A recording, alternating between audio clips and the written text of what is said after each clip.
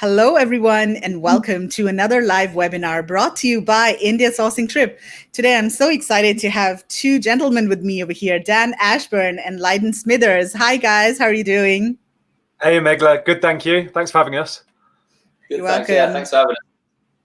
Awesome. So thanks a lot for joining me today. We're going to be talking about a very important topic that is very relevant nowadays, of course, how to optimize your Amazon business given the very uncertain environment and, the unprecedented circumstances really globally. So before we get into the topics, why don't you guys introduce yourselves?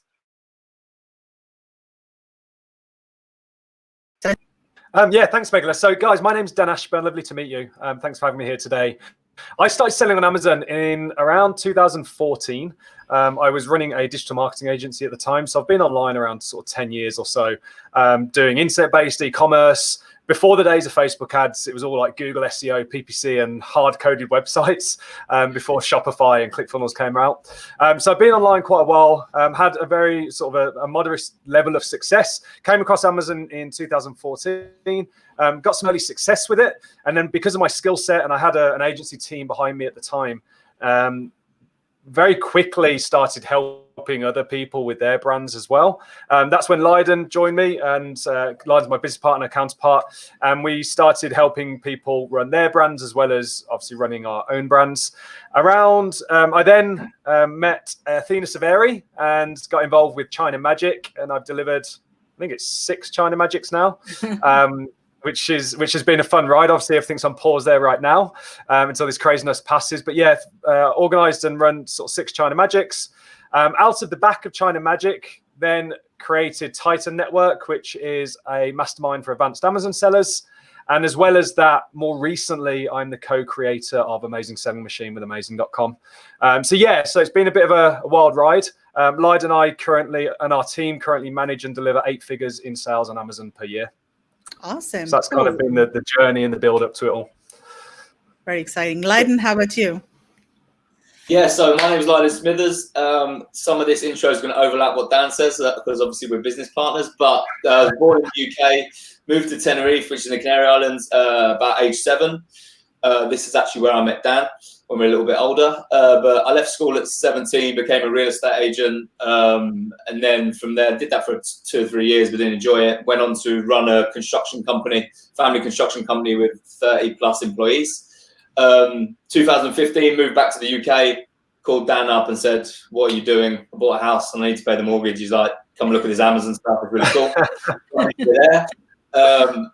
So now Dan and I have Ignite Brands, where we're managing 17 accounts across multiple marketplaces, some of our own brands and some joint venture deals. And then I'm a mentor at China Magic alongside Dan, and also leader at Titan Network too. Awesome. Cool.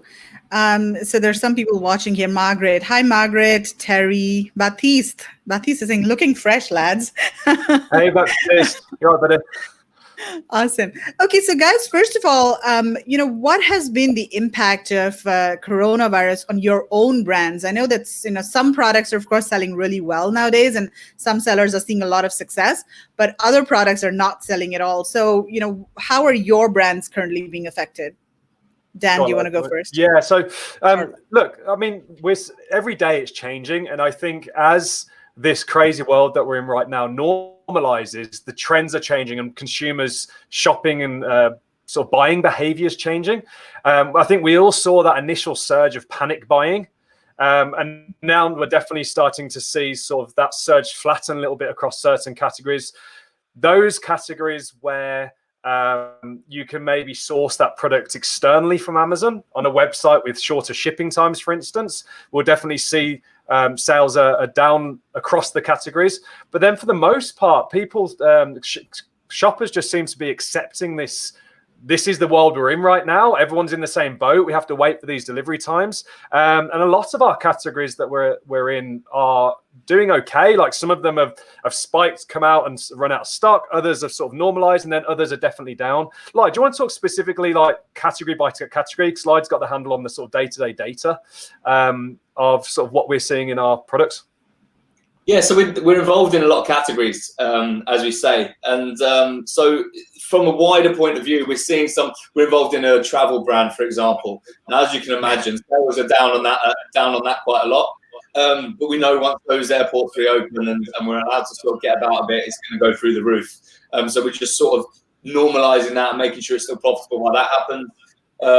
We're involved in quite a big yoga brand as well. And what we're seeing is people are in the house and they're wanting to use their time for yoga, looking after themselves a little bit better and doing that type of thing. There's obviously a lot of boredom involved there as well. So we saw a spike in that and sales on that are doing quite well soon.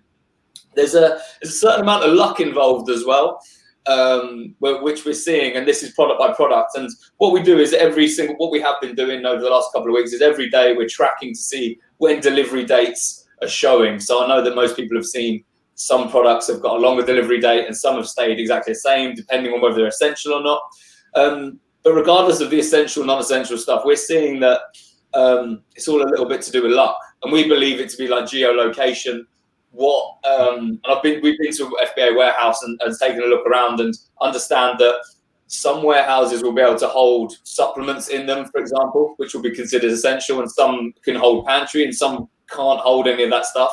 And that's where you might get lucky that you're not getting pushed to the back of the queue because there isn't any essential items in there and everything's running smoothly. Or if you're being held in a warehouse that is close to a place with high demand for the essential items, for example, an affected area, then you might see some of that. But every day we're seeing things change and just sort of reacting to that. So there's a certain amount of luck on where your stuff's being held, how sales are being affected. But overall, it just depends on the category and the type of product you've got. And there's a very specific point there, Megla, around sort of the confidence in knowing where we're at.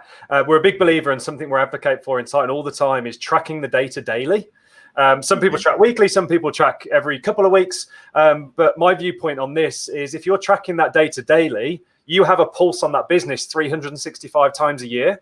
Whereas if you're only tracking weekly, you've only got a pulse on it 52 times a year, which means that if I'm tracking daily and you're tracking weekly, I can pivot, I can react, I can make tweaks and changes 4 or 5 times more than you will tracking weekly. I think now more than ever, being able to react to the data and using the data to inform the decisions for PPC optimization that we'll get into in a second, listing optimization, repositioning your listing copy based on the current use cases.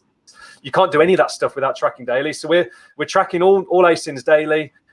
We can give an example of what that looks like. We're tracking delivery times. We're finding that across a lot of the products, even though it's saying a 2-week delivery time, prime orders are still being fulfilled 30-40% of the time. And they seem to be doing it based on a sort of availability of manpower within that specific fulfillment order. But I think the fulfillment center, but I think the specific point here is that right now, the smartest thing you can be doing to think accurately about the current situation is tracking that data daily and then making informed decisions versus like reactive panic-driven decisions. Right. I think that totally makes sense. I think another question that people really have is product research.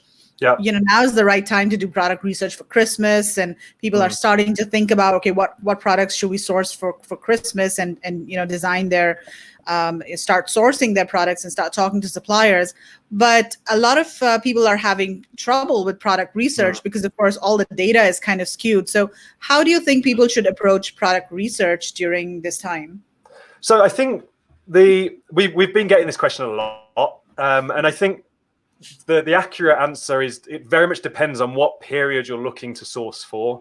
Now, we know right now that all the typical trends are skewed, all the data's skewed, because of the way in which the non-essential items are being delayed and essential items are being prioritized. It's completely flipped categories upside down. But I actually see this as a huge opportunity right now, as it's leveled the playing field on a lot of the big categories where demand is up. A lot of the sporting type products, a lot of your home and kitchen products that had serious volume before, and these huge sellers were sort of sat there really comfortable, thousands of reviews. Because of this impact on conversion and the delay in shipping, it's definitely leveled that playing field right now. And I do see an opportunity in the market right now for product selection. Now, where the challenge lies is being able to validate and predict what's going to happen 3 months from now, 6 months from now. We can use historical data, and that's what we're kind of doing. We're using like data out of Keeper, for instance, looking at the last 180 days and then applying some common sense logic to that to say, is this product a product that people will spend money on during a recession, in an economic downturn? Is this a necessity or not? Is it an everyday product, or would it be considered a luxury? And as obviously the economy starts to come down, yes, I know people are sort of talking about this V-shaped recovery, but we have to make decisions based on the data we have right now. Is this a product that we see working 6 months from now, 12 months from now? Now, as we push forward towards Christmas, touch woods, we're through the worst of this and we're back to sort of normal, somewhat normal life. Shipping times are back to normal prime delivery. Freight's not so as expensive as it is right now. I don't think much is going to change in terms of what products sell well at Christmas. We know that your big categories have a 1.5, 2x lift minimum at Christmas. I think what's going to happen is there's going to just be more shopping. So right now, 2 things are happening. You've got a concept of pent-up demand. So we want to be buying this stuff, but we can't. We was going on holiday this summer, now we're not. So that creates a lot more sort of spare cash in the family or the household. Yes, that we're probably going to be more conservative towards that spending. But as soon as airports open back up and travel starts kicking back in, what do you think is going to happen in the travel category? It's going to spike because all that pent-up demand has been sort of festering and ready to order. And right now, people, and Lyden, I'll let you talk to this a bit more, but people who maybe didn't prioritize Amazon as their shopping channel before, maybe they preferred going down the Lyco high street, that confidence in retail shopping is going to take some time to recover. So I actually seeing there being an increase in shopping activity this Q4, this Christmas, higher than we've ever seen before. But I don't think the products will change too much. Because we know what it's like, that halo effect of Christmas kicks in, and the products that sell well at Christmas are going to be the products that sell well at Christmas. What will determine the prioritization of those opportunities is what shipping looks like, what the opportunity, how quickly can I get my hands on that? We may even see that people start shopping a bit earlier to account for that. So yeah, like talk specifically to sort of the categories and that whole thing of like pent up demand and that shopping behavior. Yeah, so no, I think you've answered it as well as we possibly can based on what we can predict. But yeah, so just to add to a couple of things there, I agree with Dan that I think in Q4 we're going to see an increase in sales, and I put that down to an increase in people comfortable with buying online that potentially weren't before. So what we're finding is potentially some of the older generation that would normally go to the shops to buy their grandchildren's Christmas presents, they're going to order them online now that they've learned how to and been forced to learn how to. With that, where Dan sort of said, and I think I agree, there's not going to be potentially too much shift in what type of products sell. But what we will see is, I believe, potentially a shift in what types of keywords are being used, just because of the different type of customer searching. So I wouldn't use the same keyword that potentially an 80-year-old grandma would use buying something that's the same product, right? So I think now more than ever, it's really specifically now, and as we move into Q4 and those sort of Christmas and holiday gifts and stuff, we need to be aware of, and we need to have campaigns searching for new keywords. Because with new customers coming online that would never go online before, we are going to see new keywords, and it's going to get a little bit broader. And that would be my advice: sort of dive in and make sure that we've definitely got these research campaigns out where we can find new keywords, because the type of buyer is additional buyers, and the type of buyer and buying searching behavior is completely changing based on the customer themselves. That's very interesting. Can you?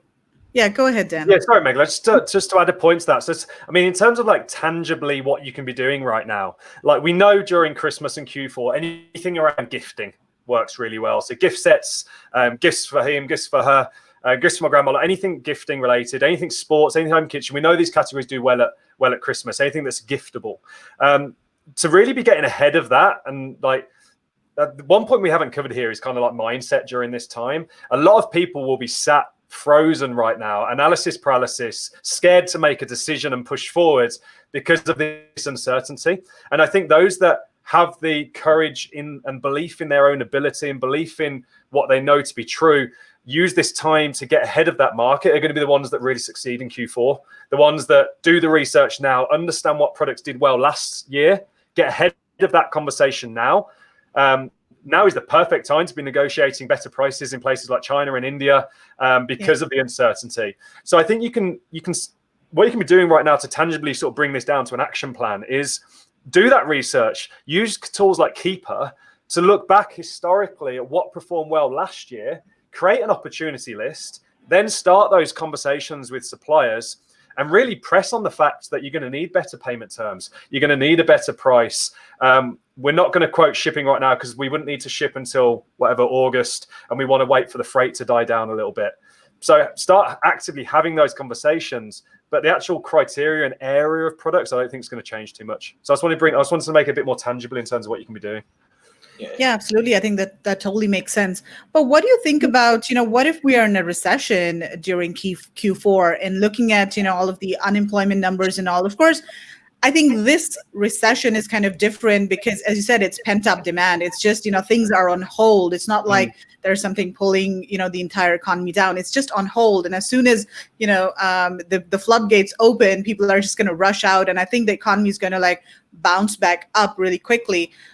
So I think, but what do you say? Like, if we are in recession at that time, at that point as well, how would that affect people's, consumer behavior and the types of products that people buy for Christmas? I think it's a great question. So I don't know about you, Megla, but one thing we do in our household is we say, okay, we set a budget per person. So you make the list of people that you're going to buy Christmas presents for. And that person's like a $100 budget. That person's like a $20 budget based on whether they're friends, family, how close they are. I feel like this is the way in which consumers sort of navigate the Christmas buying list.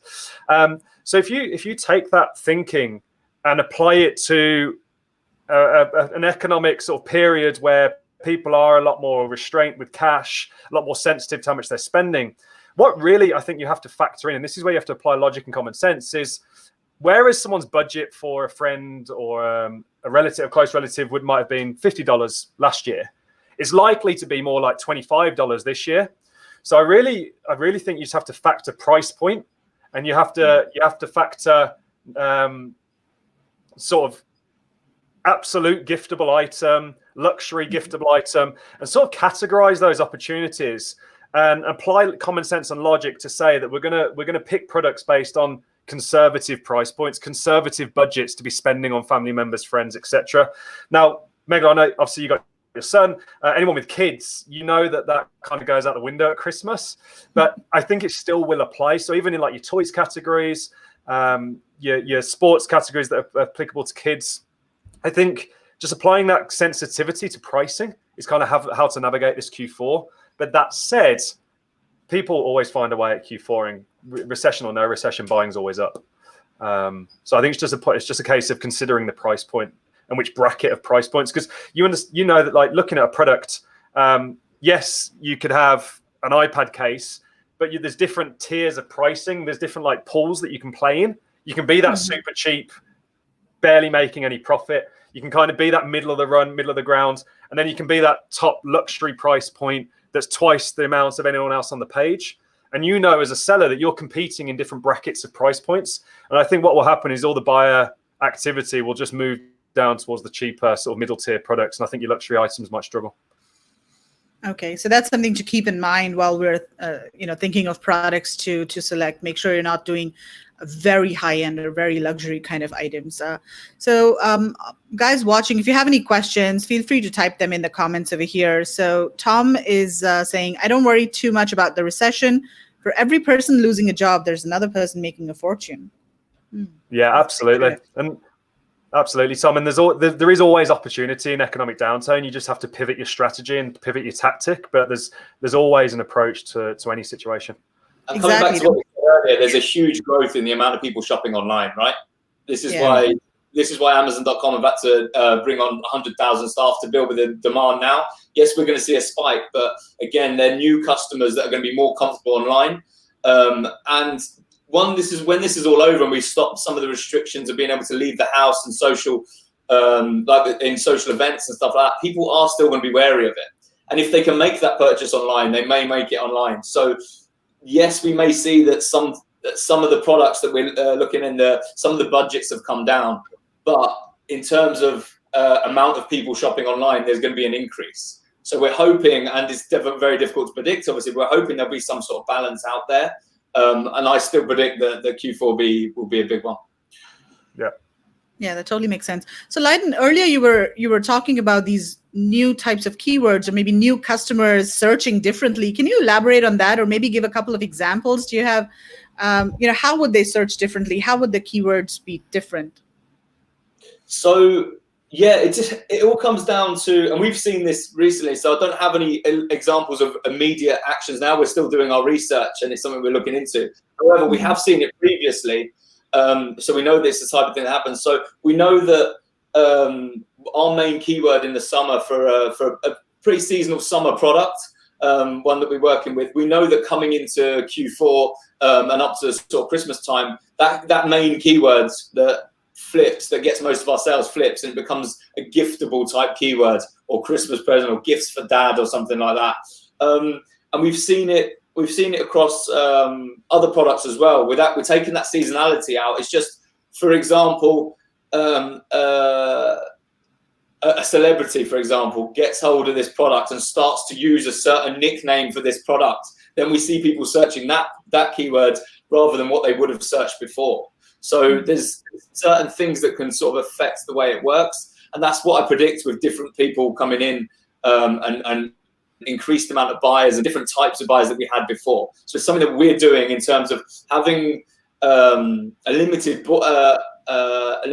auto campaign running in PPC, just to try and find those new keywords alongside your phrase and broad, which will give you elaborated versions of what your previous keywords were. So that's something we're definitely looking into at the moment, and just we are seeing that there are opportunities in keywords coming up right now, whereas maybe it might have been a little bit more niche in terms of the keywords that convert really well. These ones have sort of stopped converting and other ones have started converting more. So there's definitely a shift in what's converting in terms of keywords. Okay. I think that brings us on to a good point, Megla, around sort of what to do with PPC during this time. We're hearing stories all over the place of people stopping PPC, like freezing and just pausing their PPC campaigns and sort of just praying and hoping this passes, they can turn them back on. And in everything we're seeing and everything we're sort of helping people with, it's absolutely the wrong thing to be doing. It's more about just accurately using the data to inform your optimization as you would during any normal period of sales. However, right now it's obviously just exaggerated and you're going to be reacting a lot faster. So if it's okay with you, we can dive into some points on sort of how to look at optimizing those PPC campaigns. This stuff that Lyden's talking about will come as a result of that analysis.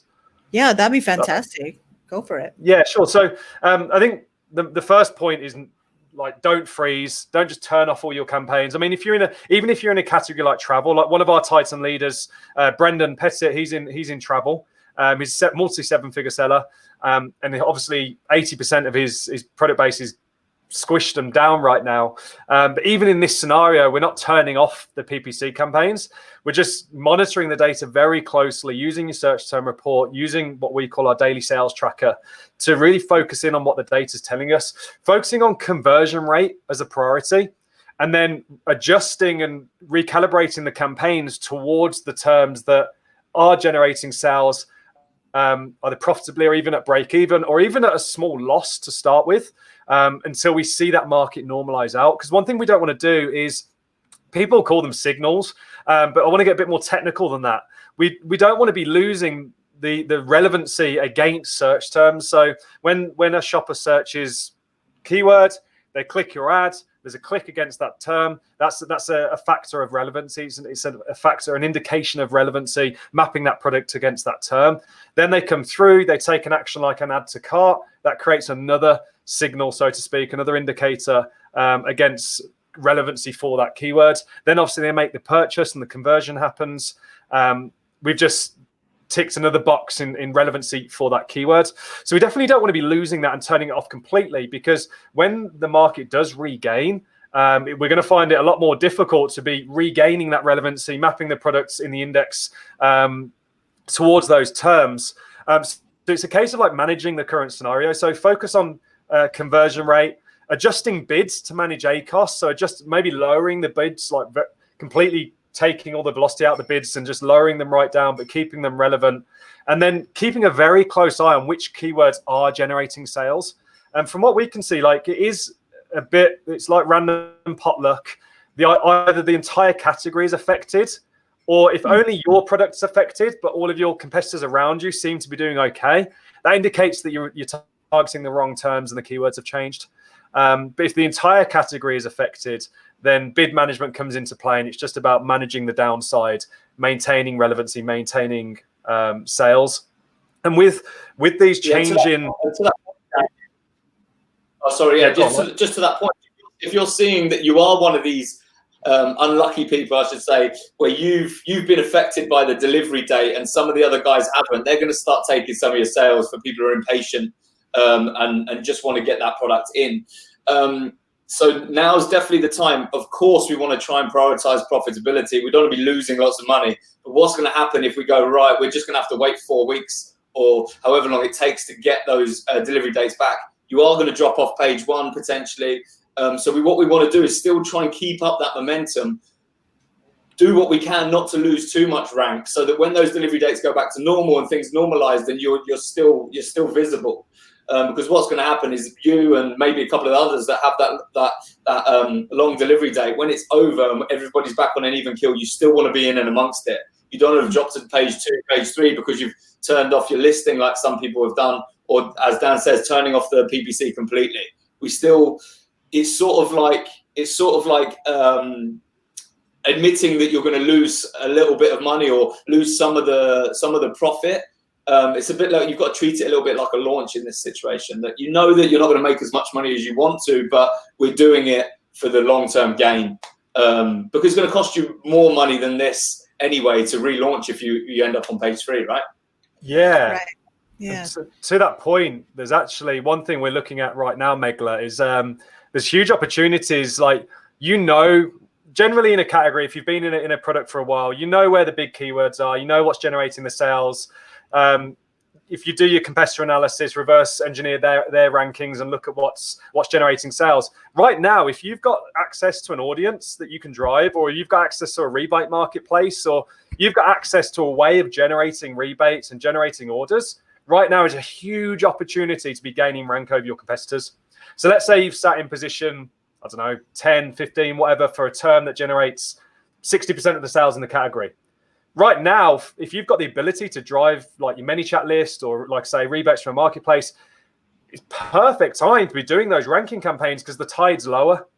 So while everyone else is turning off their campaigns, deactivating their listing, closing their listings down, you can be gaining rank. So when that wave does pick up, you're ahead of the wave already. You're like Forrest Gump and Lieutenant Dan. You're already out to sea fishing. So I see that as the big opportunity right now. Yeah, that totally makes sense. Let's just see, we have a couple of questions over here. So it's not related to PPC, but someone's asking, which category should we focus on selling during this COVID-19 pandemic? But I guess, I mean, if you're already selling a relevant product, you're in luck, of course, right? But is it too late now to start looking at, sourcing a product and selling it during this time? So for example, I don't know, dumbbells or other, yoga equipment, for example. Yeah, no, I definitely think it's worth looking at those ones. We know that there's a spike. Don't be too outrageous with your buying your stock based on sales right now. But like we said earlier, once the sort of borders are lifted, once people are allowed out their homes and stuff like that, people are going to have practiced home workouts and practice yoga, and maybe they're going to continue to enjoy that and they're going to want to do this thing at home. So people will still buy that, alongside people still being a lot more conscious about social gatherings and being more clean and washing their hands more than perhaps they would before. This isn't something that's going to stop all of a sudden. It's going to phase out. And as people sort of are able to do things they used to be able to do, they might, I still believe that people are still going to be very conscious are not going to go to the gym every day if they don't have to, if they have stuff inside, and look to build that home gym. So exactly like the gym or the yoga and stuff like that, I don't think they're bad categories to be in as we sort of as we move forward. They're going to stay. I think new habit. I think what's happening here, Megalo, and who was it? Prabhu. New habits are being formed. So what is it? It takes 56 days to create a new habit, something like that. You've got 75 hard. I know a lot of my friends are doing that 75 hard program right now. But not only are new habits being formed, limiting beliefs are being broken. People who thought they could only work out if they could go to a fitness class at a gym are realizing that they do have the self-confidence to be able to do a workout in their living room or in the garden. Confidence, as Lyden said, in consumer shopping, gatherings, going to places like gyms, people's shopping behaviors and trends, they're going to get very comfortable with shopping online, and especially once these delivery times normalize, people who hadn't really prioritized that are going to. So I wouldn't make decisions based on what's currently happening. Like I wouldn't start going and sourcing antibacterial wipes or like face masks. I know a lot of people got stung with the face mask thing recently because obviously the US changed the laws there. But I would definitely be looking towards categories where consumer habits have changed as a result of this. So I don't see home sporting goods and home fitness goods. I don't see that declining quickly. It's going to be something that I think is going to be up for a long time now, and it probably will continue to be up. People are going to be a lot more conscious about having clean. Sorry, mate, go on. Yes, people are going to be a lot more conscious around sort of cleaning materials. Go on, Lyden. A bit of a lag, mate. Go ahead. I was just going to say the pent-up demand around the things like the travel stuff, which you can sort of prepare for that. The only problem we do have is we don't know when that's going to be allowed again, or when that's going to happen. But on the flip side of people continuing to their behaviour around home workouts and stuff like that and being more clean, you are going to have these other things that when we are allowed to go to music festivals or go to events or go out, I see like clothes and stuff, and then obviously makeup for girls, for example, and Dan going up as well when you can go out to social events and stuff like that. So you can sort of catch the wave when they're back up as well. But yeah, so there's lots of opportunity out there, but some in this we're using more initiative and forward thinking slightly more than we would use data normally. But we've definitely got a lot of time to be at home and think about our next sort of venture and stuff. So definitely look into what you would be an emerging market. Yeah, and with that, I mean, there are indicators. Like we're saying, you've got to use logic. I'm a big believer in use the data. Like I've always preached, like use the data to inform your decisions. Don't just use don't just use emotion. So we've got data out of brand analytics. We can see buying trends changing there. You've got tools like Google Trends, where if you search a broad topic, you're going to see how consumer search is changing, and search on Google is correlates very well with search on Amazon. Attention online right now is massively up, like Facebook advertising, for instance. I do a lot of Facebook advertising I've got a dental agency randomly that does a lot of Facebook advertising.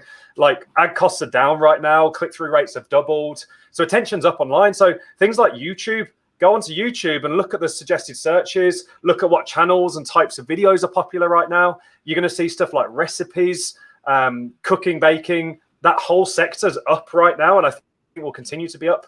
Prepping, survival, all that stuff's up right now. You're going to see view counts going through the roof on channels that didn't have any views before. So there are indicators out there around sort of what's working and what's not, and where consumer behavior is going. And if you can read between the lines on those, look at hashtags on Instagram, you're going to get a good indication of what's here to come.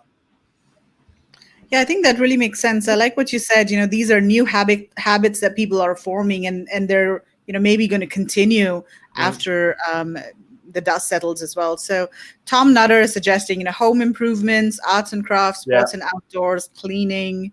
So these could be some. Right, Tom, long time no see, mate. Hi, as well, so I presume he's doing very well at the moment. Yeah. Margaret says, I love your analysis, Dan. Agree with you. Many opportunities will come our way. Yeah, 100%. I mean, arts and crafts, we're involved in some stuff there, and I've got some friends, like, it's through the roof right now because I don't know about you, Megla, but keeping my two young kids entertained, schooled every day is a bigger challenge than I thought it was going to be. And yeah, that whole section, like, it was quite funny. We've got a store here in the UK called Hobbycraft. I don't know if it's in the US. And before this lockdown got kicked in, we went there to pick up some supplies to get through this period with the kids. And it was like all the mums and dads were just in this one aisle of picking up like all the coloring books and the pens. And so, and like I said, I don't see that changing because, like, I don't know what, globally, we're in a position now where we've been backed into a corner. Like, they can't just let everyone out because you're going to hit the same peak again.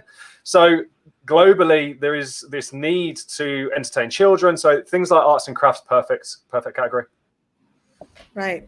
So earlier you mentioned keeper. No, it's keeper. Keepa. Yeah. Keeper. Yeah, it's a very similar thing. If you've got like a helium-10,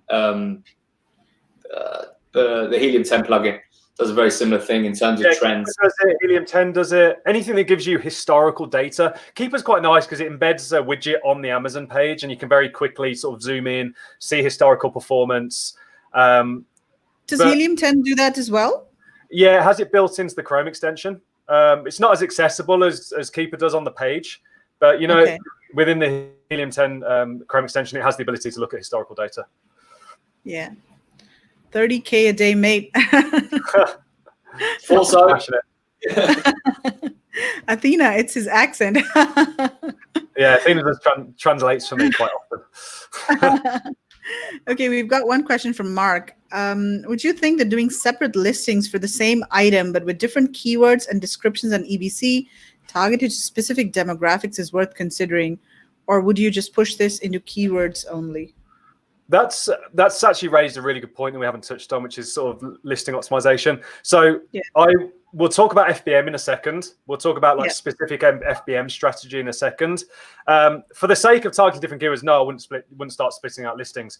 But in terms of optimizing that listing, what you have to consider is, depending on the product, the use case of that product's likely changed. Mm-hmm. So given the fact that we're all locked in our houses, the shopping behavior maybe towards arts and crafts or towards a home fitness product, the intent behind that purchase has now changed. Before it was, I wanted this, maybe I wanted an ab roller because my gym doesn't stock it. So I'm actually taking my own ab roller into the gym with me to form part of my workout. Obviously now the buying intent and the benefit of buying that product isn't to complete my workout at the gym. It's to enable me to get some sort of workout to keep me in shape while I'm on lockdown. So you may even consider on your listings, once you've analyzed your search term reports, analyzed has the keyword shifted that are generating the sales. Once you've done all that, you then need to get you need to think about the human emotion and psychology behind why they're buying that product. And you may even consider rewriting or re-gearing the benefits in your listing towards the current situation. So maybe your first two bullets, we're big believers in benefit-led copy. But the first two bullets, you may change to, let's say you sell a kid's paint set, for instance, popular product, does very well. You may change that to keep your kids occupied during the lockdown, water-based, won't stain your couch. So you see how we may, to try and combat those lower conversion rates as a result of delayed shipping, we can write better, more accurate, more relevant, more current copy. And that's something I would do with the listing. And that's something we're doing is repositioning copy. Now, you've got to be careful. You can't be using certain words, but you can definitely analyze the use case and sort of lean in on the current buying reasons for that product. And it's something that I'm not seeing many people do. And they're kind of like thinking, I'll just leave my listing as it was. But the reason someone's buying your product right now is different to the reason someone was buying your product 2 months ago. Yeah, I think that totally makes sense. And another category I can think of is home office, right? I mean, a lot of people are working from home. So there are so many things that they're looking for, like laptop stands, for example, or, microphones and things like that. So, I mean, work from home could be a big keyword, and you could probably, customize your listings a little bit as well. Let's see. So Prabhu has another question. What would you advise for new sellers launching a new product this time? Is it a good time to launch new products? I think it's a great time. Does it depend on the category? I believe it depends. You have to sort of take a look at the competition on the page and where you fit in that competition. Now, I spoke to someone about this the other day, and they were thinking about launching FBM so they can have a faster delivery time than some of the FBA sellers on there. And what I was sort of saying to them was, like, we just need to take a look at where we fit in on the page. If we're launching a supplement, for example, or a home office product that's really doing very well at the moment, we know demand's up and it's going to be difficult to compete. However, we may still want a piece of that. And if we see the top 5 products in that category, or on that the keyword we're sort of going after, maybe have 1,000+ reviews, then we might say we're not going to try and compete with those guys. But what we're seeing here is that because there's so much demand around that keyword, around that niche, then on page 2, people are still making 50 sales a day, and page 3, people are still making sales. So in that case, your phase 1 of the launch, while everything's so crazy, you might just be jumping on the back of the demand of that type of thing. And then in other situations, we've seen that potentially if everybody's got a long delivery time and you can deliver quickly through FBM, it might be a good reason to get going now, because that's another way you're going to differentiate and sort of stand out against the rest. But yeah, we're seeing across, depending on the category, but a lot of the time, it's a good time to launch. And on the flip side, the ones that for example, we spoke about travel a few times. If there's a travel brand where sales are sort of down at the moment, that's also a very good opportunity, because it's going to be a lot cheaper to launch. It's going to be a lot easier to get to page 1 and sort of sit there while demand is low. And then when it kicks in, you're in a very good position. It was very cheap to get to the page, a lot cheaper than it would have been this time last year, for example. Yeah, and I think specifically, so the categories where demand's high, you've got to make the decision: can I compete with this demand or not? Do I have the ability to drive velocity enough to meet the tide where it's at and rank? But where I see real opportunity is in these categories where pent-up demand is going to kick in, where Q4 shopping habits are going to kick in, where a heightened sense of awareness. I love the example you gave, Megala, for home-based working. Like companies like Zoom right now, everything's going through the roof because of how many people are sort of being forced. Bosses are now being forced to allow their employees to change their working habits. To Lyden's point, these categories where there's pent-up demand building and the daily sales volume is down, that's a much lower entry point for you as a new product than it was 2 months ago. But the caveat on that is you have to determine, can you consistently make sales show up during this period of lower sales? So if you're an existing brand owner, you've got an audience maybe on Instagram, you've got a ManyChat list, you've got a Facebook pixel that you can drive ads to that are relevant, and you can control the flow of sales. All you've got to do is meet the current tide where it's at consistently. And then when the market starts to pick up, you're already on top of that wave with your surfboard. If you're a new seller, you don't have any existing audience, you don't have a ManyChat list, you haven't got an email list, you have to then consider your skill set. Do you have the ability to effectively drive Facebook advertising? Do you know how to do interest-based targeting? Can you use Instagram ads? Do you know how to sort of do shout-outs, do collaborations with Instagram accounts? Because then it becomes less about what you have and more about how resourceful you are in your skill set. And then all you do is, even with let's say you're not going to take the FBM route, which we'll talk about, it's a bit more advanced. You just tweak the positioning, the expectation in your ads. So, hey, we know you can't board a flight right now, but get this travel wallet at like 100% free using a rebate. So when the airports lift the ban, you're well prepared to travel. Like, talk about getting set up, talk about taking advantage of the current situation and getting all this stuff. We've been testing some ad campaigns of that nature, and that's working. Okay. Awesome. That's great advice. So let's also talk about FBM and what are you guys seeing over there? Because one concern is, of course, are all of the 3PL warehouses, are they able to function normally as well, right? Because their employees are affected as well. So, I mean, even if we do consider shifting from, FBA to FBM, what is the guarantee that, 3PL warehouses will be able to fulfill, right? Are you seeing that concern as well? Yes, so it all depends on your 3PL, and you just have to have a conversation with them and ask for an honest answer. So the 3PLs that we got are functioning as normal, and we're just adjusting handling times if it is going to take a little bit longer. But you're 100% correct in who Amazon use for delivery is the same people your 3PL is going to use for delivery. So if there are issues there, it's across the board. But I believe that the delivery times with Amazon is more about warehouse needs rather than delivery companies. I think they seem to be keeping up quite well. And we've tested this where we've seen sales come down in certain categories, and we believe it to be where we've got competitors that still have a 2-day delivery and we've got a 4-week delivery. We've tested and moved over to FBM. And what we're finding is it hasn't made that much difference. Okay, we might get a few extra sales because we've got a shorter delivery date in some categories. We're seeing it hasn't made that too much of a difference because our competitors still have a 2-day delivery with Prime Badge, right? So, however, in a different case, what we found is by flipping to FBM, when everybody on the page has 4 weeks, and then we have 2 weeks, or between 7 and 10 days, or whatever it is, that's where we're seeing it does actually work.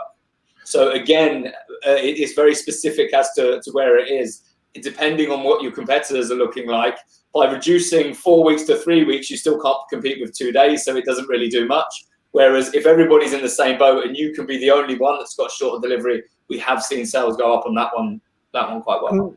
To the point of, can 3PLs, what makes a 3PL different to Amazon's ability to manage Corona outbreak, for instance? Yeah. This was a big concern, as we've got various 3PL relationships. Within Titan, we've got various sort of very special deals in place. I think the question comes down to, do you already have a relationship with a 3PL with inventory held? Because that's a different decision to, I don't have a 3PL, I need to find one.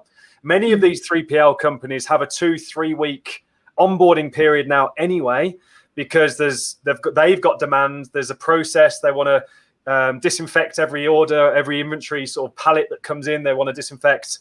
Their staff are obviously having to follow very strict management, workflow management, and workday management procedures to be able to keep that place operational.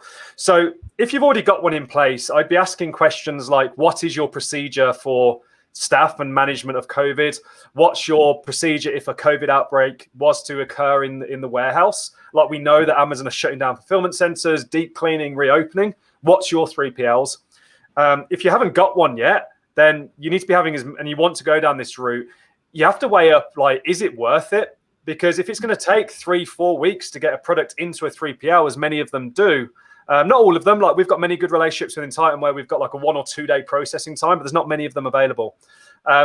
Then you have to assess, will Amazon have sorted out this sort of elastic demand management 3-4 weeks from now, and is there any point?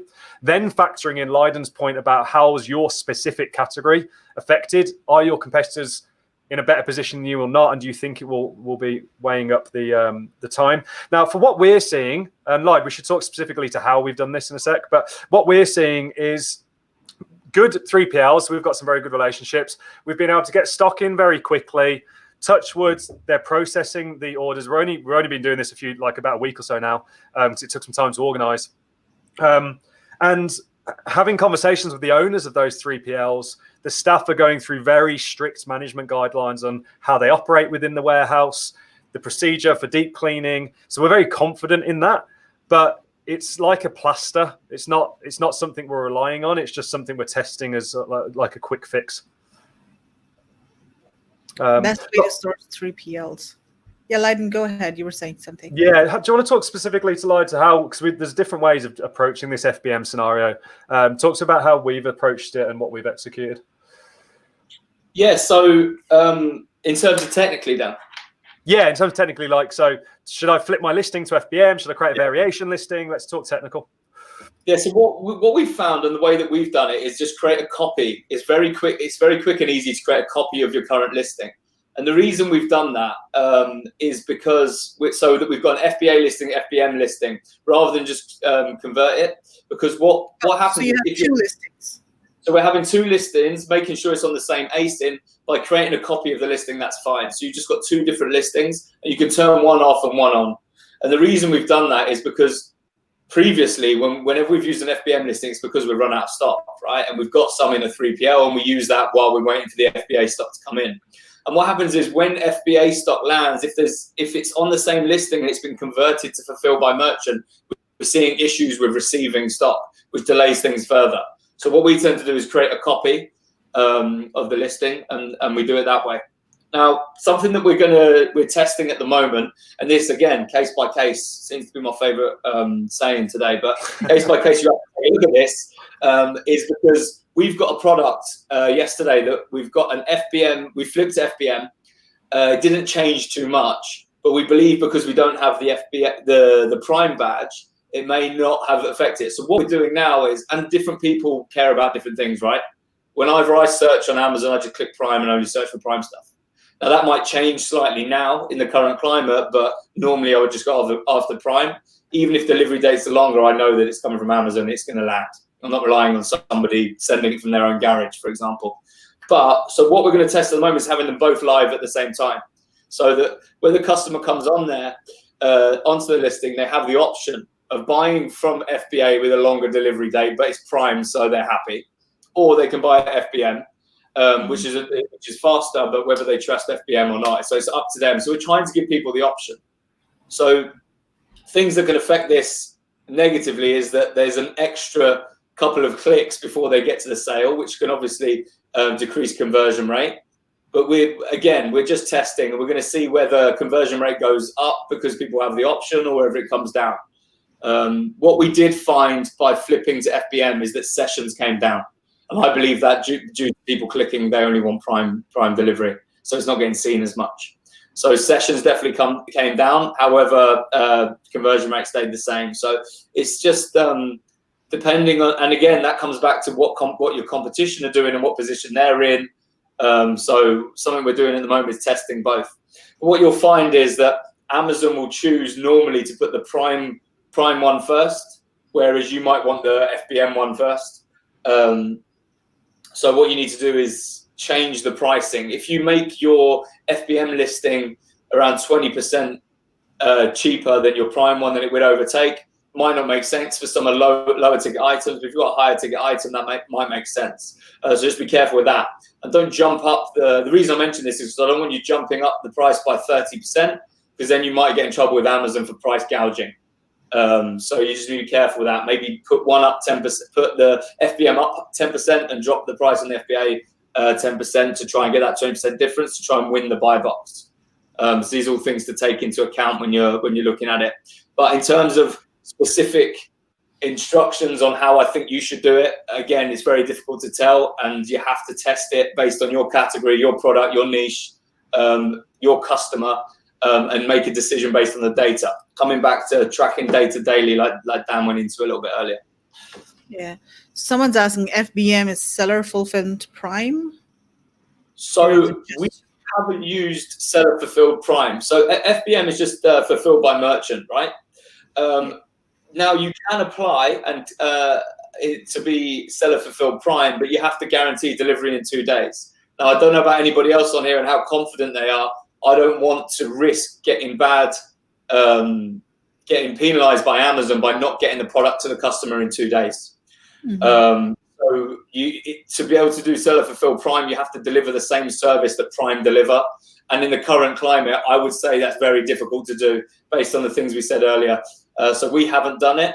Plus, if you haven't done it before, I think for the first 30-day trial, you don't have the Prime badge anyway. So there really is no point. The only reason you try and have seller fulfilled Prime is so you have the Prime badge. But during the trial, I don't believe you have the badge. So, and by the end of the 30 days, we're hoping everything's sort of stabilized back to normal and everybody's focused on FBA. So I would recommend against that. I think the reality is if people aren't already on this by now, or they don't have a 3PL in place, I'd be questioning, is it worth it? Because by the time you get all this in place, ideally, touch wood, Amazon's back to normal and we're all happy with FBA. So I think that's the message for everyone. Unless you can make it happen quickly, I would question whether it's worth it or not. Cool. Very good point. Sense. So Margaret says, FBM strategy has been working fine for me. Cool. Awesome. Okay. Well, look at who we have here. We have a surprise guest for everyone. Hello. Hi. How are you, Athena? Hi. She's like, you want to jump on and like let me get dressed? Yeah, little known facts for everyone. It's Athena's birthday today. Yeah. Happy birthday, Athena. Oh my God! Happy birthday! Wow, that's incredible. Cool. Yeah. So, what are you doing for your birthday? Do you have a birthday? You know, I was like, okay, I'm stuck at home. What do I do? So I was like, you know, what if I brought on like some of my favorite human beings and we just sort of did a Zoom call? So I started contacting some people and it's a little out of control now. So we have Dr. Berg coming on to talk about immunity. We have the Phantom from the Phantom of the Opera, who's going to sing a song, and he's going to talk about entrepreneurship and positive mindset for artists. And then we've got, oh my gosh, we have Jeff Hoffman, who's like one of my most favorite speakers I've ever seen in my life. So yeah, I'm going to spend my birthday with like these amazing people online, just injecting some positivity in the world. I figured that'd be a really fun way to spend my birthday. That's awesome. So it's a virtual birthday party, huh? Yeah, for sure. That is so cool. That is so cool. So what else is happening, Athena? What are you what are you guys working on now? You're busy with Titan, I guess, right? Yeah. These guys have been just killing it, being 3 steps ahead of the game. So I super appreciate just all the research and just the fact that they're like, something changes and they've already known about it. They researched it. They have resources. So it's been really amazing to see how the team has been together, and also just building that community. I know you guys have been doing so much. Megla, thank you for all of these live calls that you've been putting together, because I feel that positivity and that energy is really kind of getting people through this time. And I think that it's just really helping a lot. So yeah, a lot of pivoting, a lot of, changing things up. So it's been good. Exactly.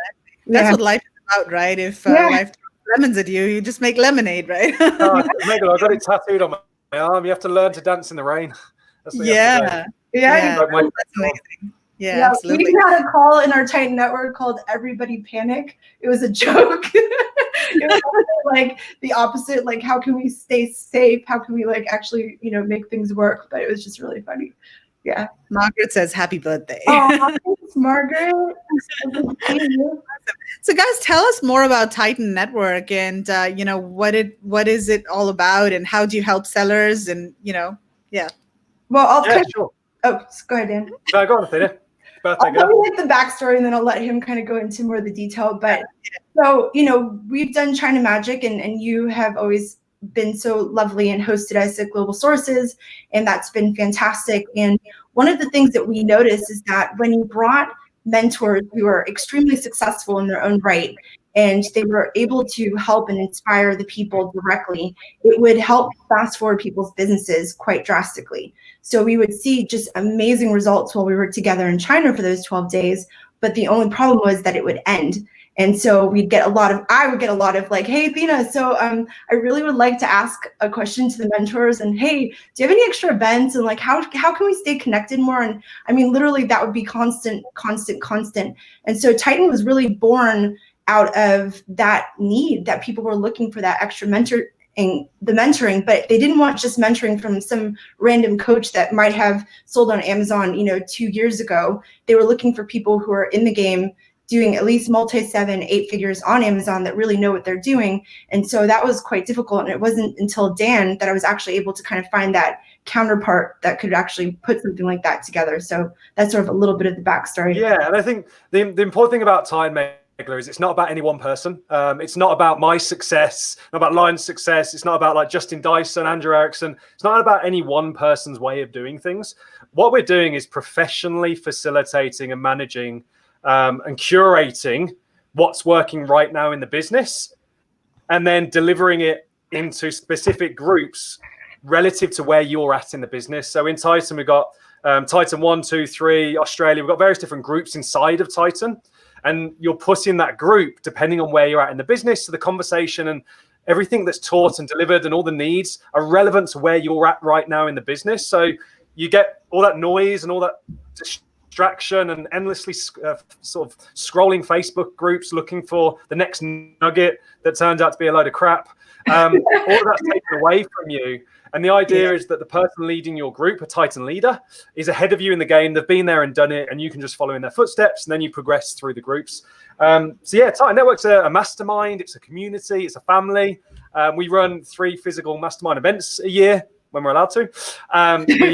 Each group meets every Wednesday on Zoom and holds a good 90-minute sort of mastermind discussion. We do 2 live trainings a month on everything from like launching. We did a recent public masterclass actually. That was just that was a taste of what we do live inside of Titan. So we do 2 live trainings a month. We have guest speakers on. We have a sourcing team out in China. We have relationships with every software, every service provider, and you'll get the best deal through Titan. So really, we are a community. We're a movement. And the whole point is it's not led by one person. It's led by currently, 15, 16, 7-figure sellers that are leading the charge, and that number's growing daily as we expand and grow. And then my job at the top of all that is to ensure that I'm facilitating the conversation, that we deliver consistent training and everything that's being tested across all of these different categories. Every lead is a multi-7-figure seller. All of it's showing up inside of Titan in a step-by-step action plan. So yeah, it's cool, man. It's growing quickly. Yeah, that sounds very exciting, actually. So tell us about China Magic, Athena. Of course, April, we couldn't do our trips. I know. I was so sad. No, I was actually looking at my calendar and I was like, how am I going to live without China in April? Like, how is that going to work? But yeah, no, so we're really excited about October. I know that you also have pivoted your trip to October as well. And so we're just doing a lot of prep. And we also have opened up our sourcing team to all of our guys who are not yet in China so that we can actually get them going and get them a few steps ahead of the game, as well as some training. So that's going to be good. But October is just going to be amazing. I think we're going to value it and appreciate it so much more now after we've been stuck at home this whole time. And being able to talk face-to-face with suppliers and be able to do these events together, I think we're just going to be very grateful. And it's going to probably end up being our best China Magic ever. And I can't wait to see you in Hong Kong and give you a huge hug without having to like an elbow bump or something like that. So actually, when I was in Europe for the European conference, usually I do this thing where people, shake hands, and we weren't quite into the social distancing yet. We were still not sure what was happening with the world. And so we actually did a whole exercise with our elbows to elbow bump. That was just practicing 2020 social connection. So it was pretty fun. Awesome. That's great. So, as we wrap up, Dan, Lyden, Athena, do you have any, parting advice that you want to share with people? I mean, how to deal with the current situation, and any advice that you want to share before we sign off here? I think an important note here, and I think we should just touch on the how you manage your team as well. But then, so important note here, guys, is to always think accurately.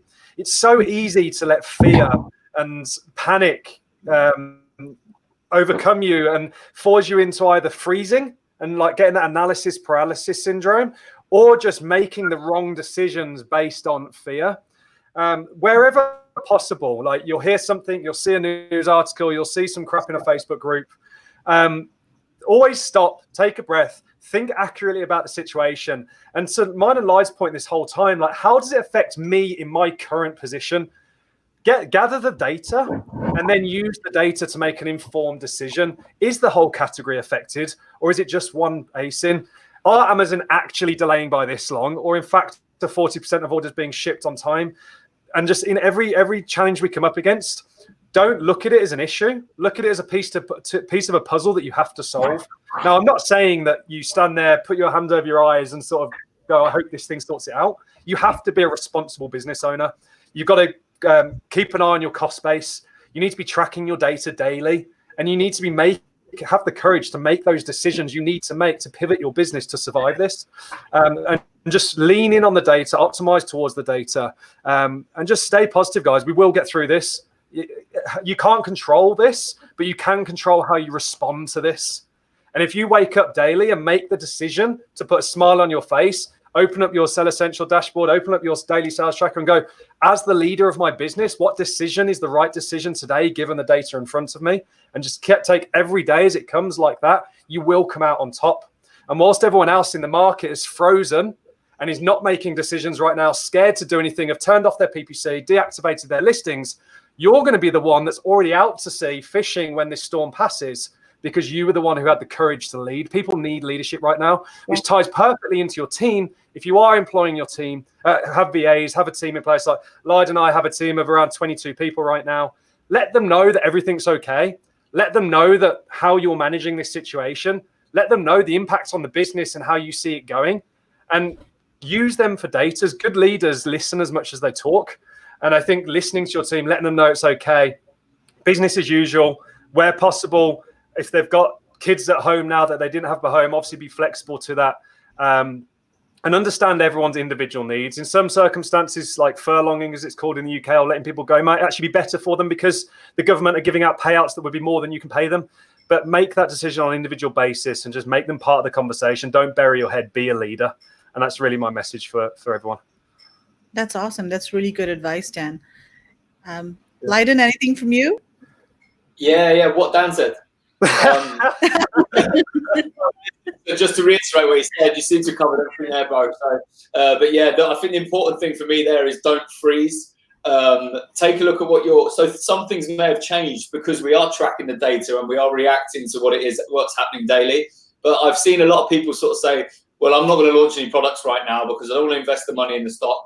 Have a look at what your next 10 products or what potential products you had, see which ones would actually fit in the current climate, and maybe switch up which ones you're going to launch first. We've had to take a look at our sort of launch plan for the year and say, well, we were going to launch that, but that'd be a stupid idea. So what we're going to do is bring these other ones forward because they would be relevant to people right now in the situation they're in. And we're going to launch these ones first. But listen, you need to always be growing your Amazon business. You need to be launching new products. What I would say is don't go on pause. Like Dan says, don't freeze.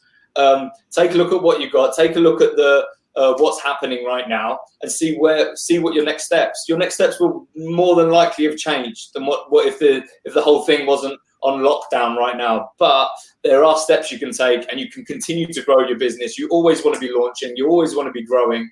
Don't freeze. Push forward, but make the decisions based on the data. And to be able to make decisions based on the data, you need to be tracking that daily. So, yeah. Yeah, that's awesome. And of course, China is open now. A lot of factories are open, so you can start talking to factories. India is in lockdown, but factory owners and managers are still working from home, so you can still talk to them, start talking about product development and all.